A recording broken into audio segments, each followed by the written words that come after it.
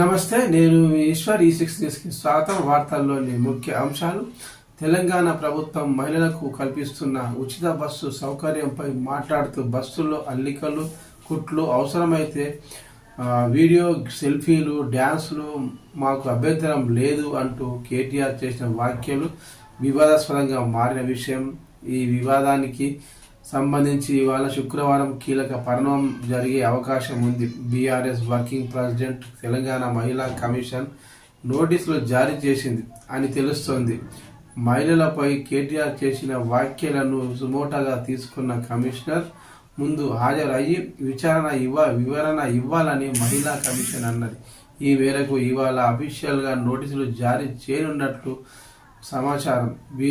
మరోవైపు కేటీఆర్ వ్యాఖ్యలకు నిరసనగా ఇవాళ కాంగ్రెస్ ఆందోళన పిలుపునిచ్చిన విషయం తెలిసిందే. బీఆర్ఎస్ వర్కింగ్ ప్రెసిడెంట్ కేటీఆర్ ఇవాళ శుక్రవారం కీలక ట్వీట్ చేశారు. మహిళలపై తాను చేసిన వ్యాఖ్యల పట్ల ఆయన విచారం వ్యక్తం చేశారు. బస్సుల్లో కుట్లు, అల్లికలే కాదు, బ్రేక్ డ్యాన్సులు చేసుకున్నా మాకు అభ్యంతరం లేదు అని తాను అన్న వ్యాఖ్యలపై తీవ్ర విమర్శలు వస్తున్న వేళ ఆయన ఎక్స్ వేదికగా స్పందించారు. నిన్న పార్టీ సమావేశంలో యథాపాలంగా చేసిన వ్యాఖ్యల పట్ల మా సోదరీమణులు మనస్తాపం కలిగితే విచారం వ్యక్తం చేస్తున్నాను.